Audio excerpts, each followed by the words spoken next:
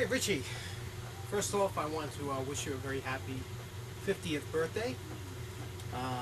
It's been a long time coming and it's a special day for you, and I just wanted to do something a little special besides attending your party, which Michelle so graciously invited me to. One of the things I wanted to do for you, buddy, was I wanted to make you a ring, something that you remember. And I picked up a quarter I just received in the mail a couple days ago. It's a 1963 silver quarter, and from this quarter, I know some numismatists would be cringing right now, but I'm going to try and make this into a ring for you and try and catch some of this on video, so we'll see how that works out, okay? And sorry about all the noise in the background. I got laundry going on and whatnot, so we'll see how this goes in a few minutes, all right? Talk to you then.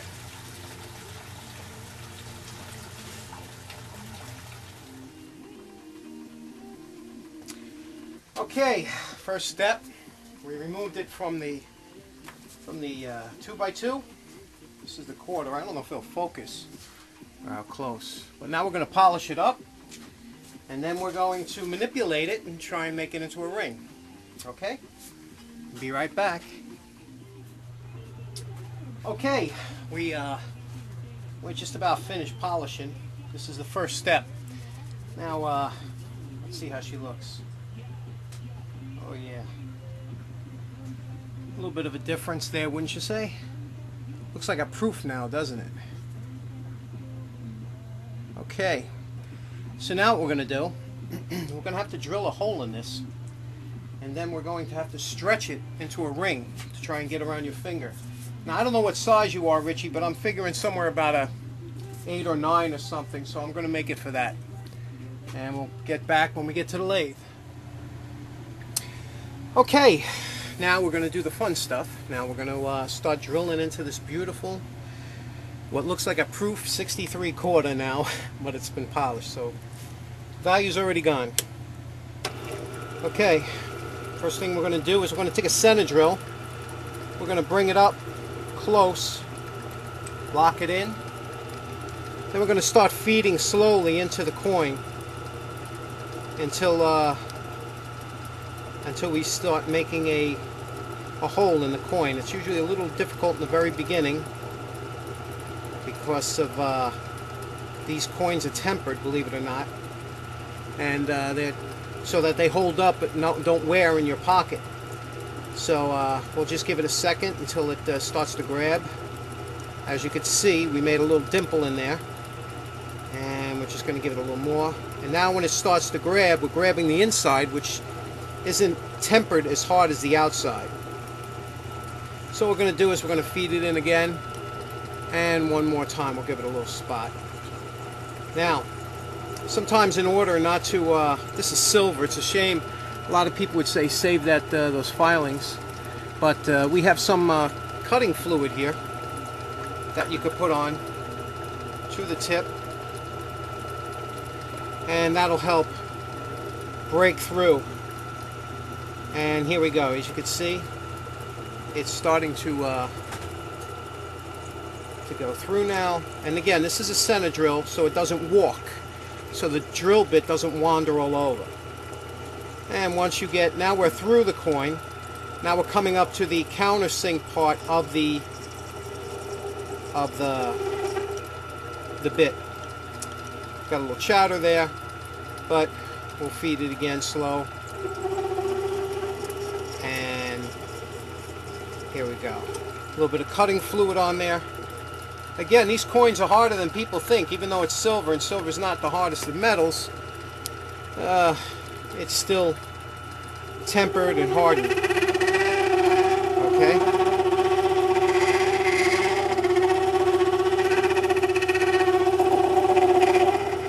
Alright. That'll be good enough to get our step drill in there, and the step drill will do a much better job. We'll be back for the step drill. Okay, this is a step drill. As you can see, it's in steps, and it's located what dimension you're going to drill into. We're just going to mount this into the chuck here, and then we're going to feed this in to the to the hole that's already existing there.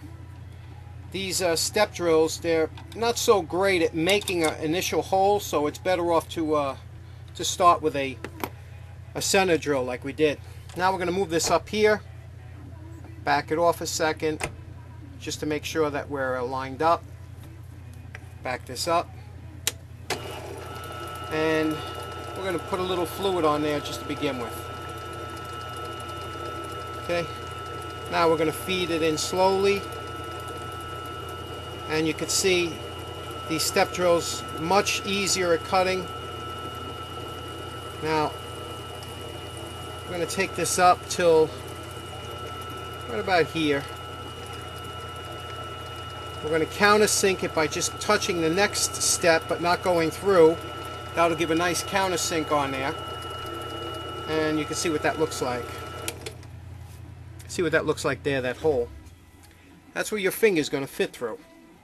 Now we're going to reverse this back into the chuck like this. Turn it upside down. You can see the hole we made now. Nice and smooth on this side.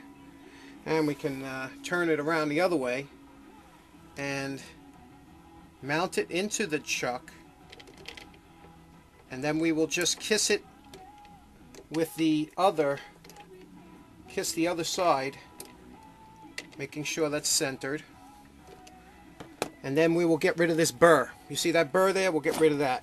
So how we're going to do that, move it up, take a little, get rid of some of these chips, a little bit of oil, start it up, feed it,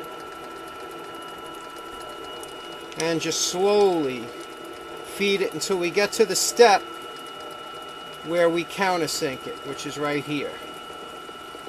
And just enough to countersink it. Alright?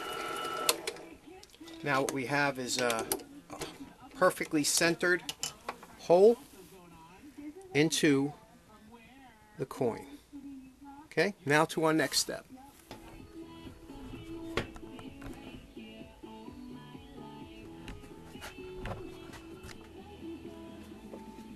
Okay, Rich, now what we're going to do is, taking this coin that we have this nice hole in, we're going to get rid of some of the burrs using this hand countersink, and just carefully, and you can see the silver coming off, just carefully burr this, deburr, until we got a nice smooth.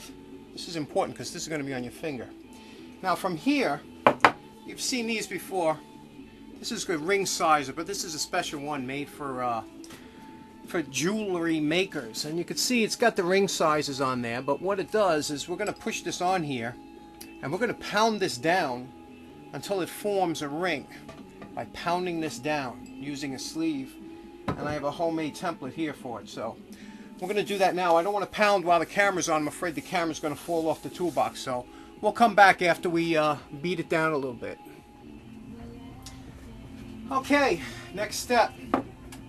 What we're going to do is we're going to take this coin.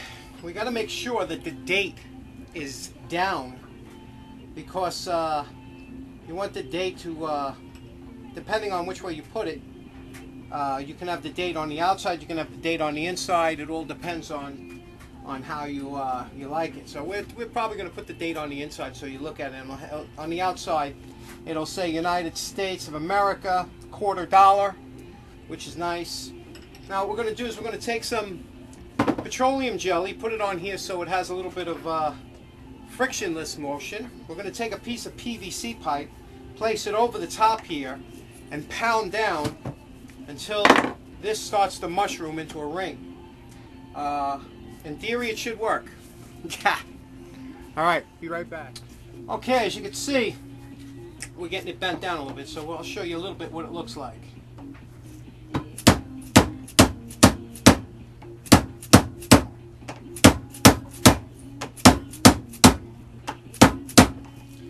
Now you can see, now we're going to bend it. You can see what it's starting to look like. Coming down. Okay, we want to make sure that we're going to add a little bit more lubricant. We don't want it to wreck. And then we're going to flip it and hit it the other way. So we'll see what happens that way, okay? Okay, here's where it gets a little bit tricky. we take the ring. You can see what it's starting to look like now. Not much of a ring, but it's going to be a ring. We're going to turn it upside down, and we're going to pound it from this side, and then we're going to see what using it like this. Hopefully spread out the other end.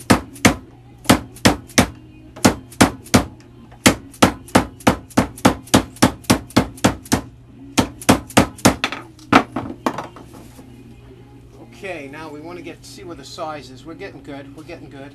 A little bit more lubricant, a little bit more pounding.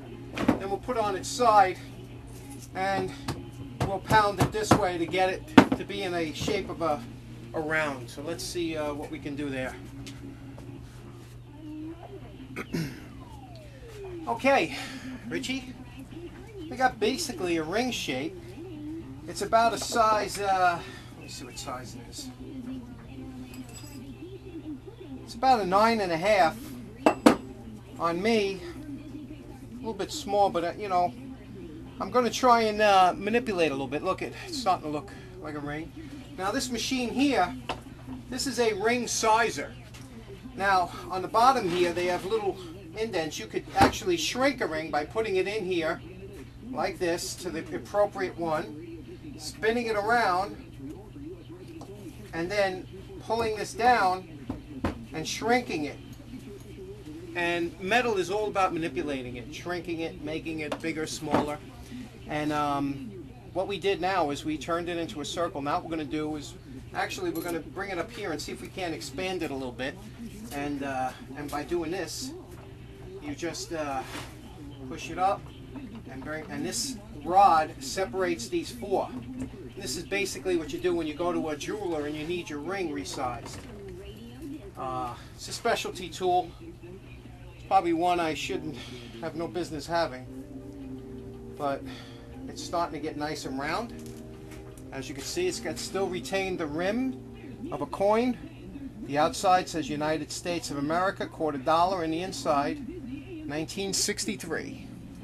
Okay, we'll be right back.